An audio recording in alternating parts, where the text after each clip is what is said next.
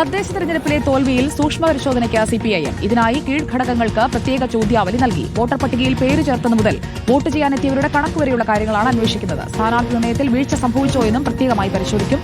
റഹീസ് റഷീദ് നമുക്കൊപ്പം. റഹീസ്, എന്തൊക്കെയാണ് ചോദ്യങ്ങൾ? സുജയ, എന്തുകൊണ്ട് തോറ്റു എന്നറിയാൻ ഏരിയ കമ്മിറ്റികളിലേക്ക് 22 ചോദ്യങ്ങൾ അടങ്ങിയ ഒരു ചോദ്യാവലി സംസ്ഥാന നേതൃത്വം നൽകിയിരിക്കുകയാണ്.